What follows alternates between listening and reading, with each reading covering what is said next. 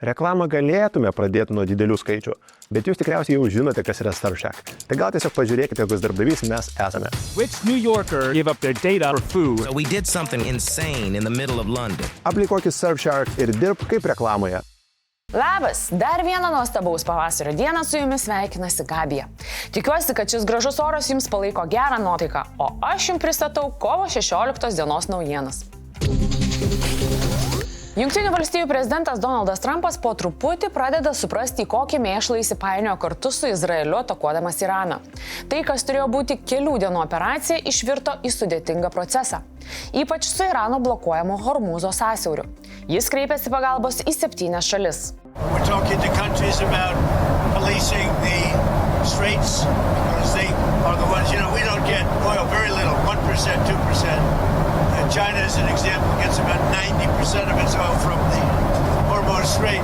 And nice to have other countries police that with us. Tačiau tai, kas pradžioje buvo prašymas, jau dabar virsta pasyvia agresija ir grasinimais. Trumpas užsiminė, kad jei šalis nieko nedarys, NATO ateityje turės problemų. Tiesa, nors kai kurios šalis pasakė tvirtą ne, o kitos nusprendė tiesiog nesivelti, pavyzdžiui, Japonija, Australija ir Vokietija, yra ir ketinančių dalyvauti bent kažkokia forma. ES užsienio reikalų ministrai šiandien aptarė bloko karinės jūrų misijos Raudonojoje jūroje išplėtimą. Jungtinė karalystė svarsto galimybę dronais padėti išvalyti gyvybiškai svarbius vandens kelius nuo minų, kad būtų galima atnaujinti naftos eksporto srautą. Izraelio kariuomenė pirmadienį pranešė pradėjusi plataus masto smūgių bangą Irano miestuose Teherane, Širaze ir Tebrize. Sostinėje Teherane taip pat griaudėjo sprogimai. Izraelio kariuomenė taip pat pranešė pradėjusi ribotas sausumos operacijas prieš Irano remiamą teroristinę grupuotę Hezbollah pietų Libane. Atakuoti nesiliauja ir Iranas. Toliau leidžiami bepiločiai ir balistinės raketos. Juos Tel Avivo danguje gaudo garsioji Iron Dome sistema. Tačiau pasirodo pranešimų, kad dėl Irano atsakomųjų išpuolių Izraeliui gali pritrūkti oro gynybos naikintuvų perėmėjų. Izraelio gynybos pajėgos ir Izraelio užsienio reikalų ministras šiuos pranešimus paneigė. Visgi skubiai daromi masiniai gamybos užsakymai. Jungtinių Arabų Emiratų oro gynybos sistemos irgi periminėjo Irano leidžiamas raketas ir dronus. Vienas dronas pataikė į netoli Dubajaus tarptautinio oro uosto esančią degalų saugyklą. Gaisras buvo suvaldytas, todėl skrydžiai atnaujinti. Saudo Arabija po vidurnakčio perėmė daugiau kaip 60 bepiločių orlaivių. Ukrainos pajėgos jau 2 dienas dronais tarkuoja Maskvą. Sostinės meras pranešė, kad praėjusią naktį buvo numušta daugiau kaip 40 prie sostinės artėjusių dronų, o per savaitgalį beveik 120. Skrydžio saugumo užtikrinimui 4 Maskvos oro uostuose buvo įvesti apribojimai. Praėjusią naktį kliuvo ir Rusijos Krasnodaro kraštui.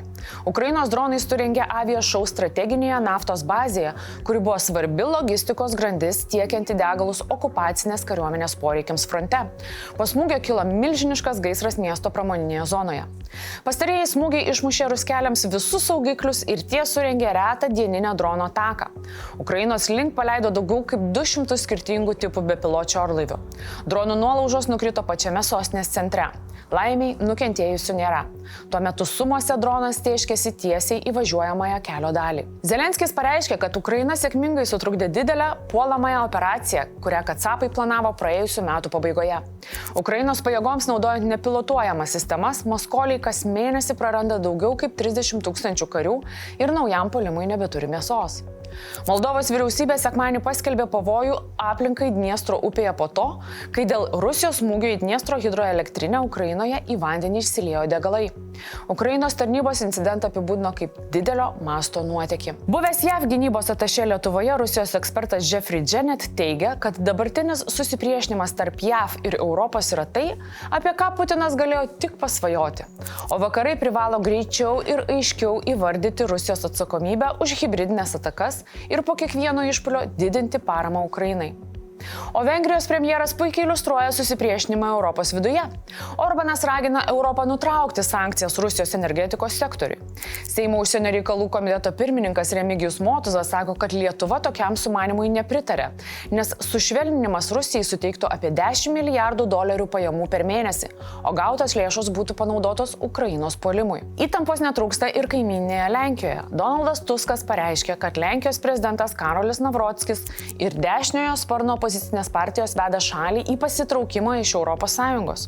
Tačiau jis padarys viską, kad taip nenutiktų. Euroskeptikų Lenkijoje pastebimai daugėja ir poleksitas nebeatrodo toks neįmanomas. Pasakiška žiema baigėsi, o tai reiškia, kad tirpstančios pusnys sukelia potvinius. Pamaryje dėl pavasarinio potvinio užlietos net 43 sodybos, o 7 keliai visiškai nepravažiuojami. Šiuo metu užlietas 4000 hektarų plotas. Kėdainių savivaldybė perspėja, kad dėl pavojingai kylančio Nevėžio upės vandens lygio gali kilti grėsmė Pašilių kaimo, Kėdainių miesto ir Justinavos sodų gyventojams. Čia pakilus vandens lygiui ugniagesiai sekmadienį skubėjo į pagalbą 2 gyventojams. Sudėtingiausia situacija šiuo metu fiksuojama Šilutės rajone. Čia paskelbtas stichinio lygio potvinio pavojus. Nieko gero ir Nemuno žemupyje bei jo deltoje. Gyventojai raginami išlikti budrus ir prireikus kreiptis pagalbos į seniūnijas ar civilinės saugos specialistus. Sudėtinga situacija Kauno rajone esančioje Radikių gyvenvietėje, kur naktį gyventojus pažadino civilinės saugos sirenos. Pakilęs Neries vanduo pradėjo semti kiemus ir kai kurių namų rūsius. Į vietą skubėjo ugniagesiai gelbėtojai, policijos pareigūnai bei savivaldybės darbuotojai. Gyventojai pasakojo, kad naktį prie upės girdėjosi stiprus triukšmas. Ledai daužėsi į krantus, lūžo krūmai, o vandens srovė nešė didelės ledo lytis. Panevėžyje Nevėžio vandens lygis pasiekė pavojingą ribą, bet gyventojams grėsmės nekilo. Yra ir kitokių bėdų. Pas kai kuriuos gyventojus individualiuose nuotekų valymo įrenginiuose iš šulinių per viršų veržėsi ir išvalytas, ir atlydžio vanduo.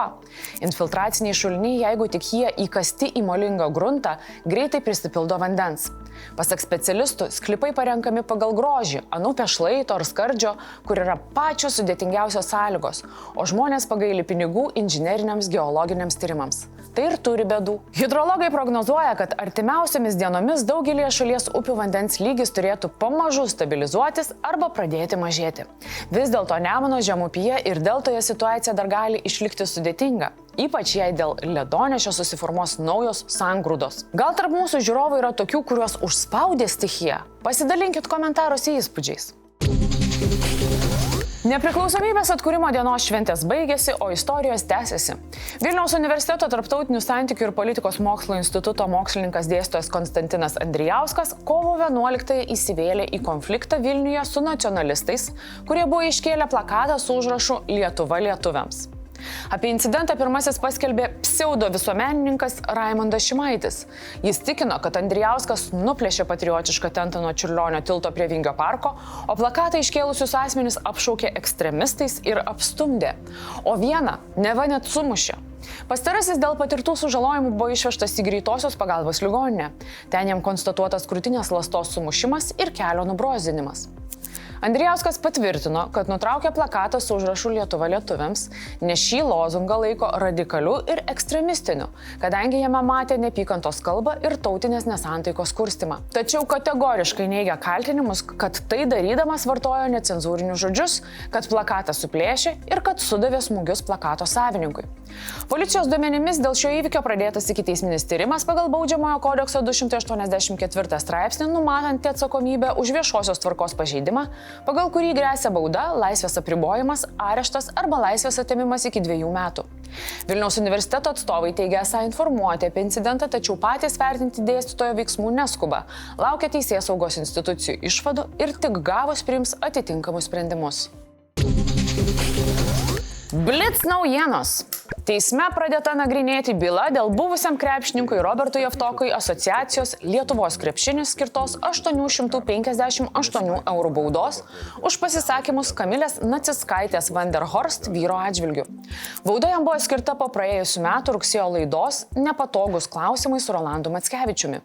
Javtokas teigia, kad su sprendimu nesutinkantis ir mano, kad tokius ginčus turėtų spręsti teismas, todėl asociacijos sprendimą apskundė.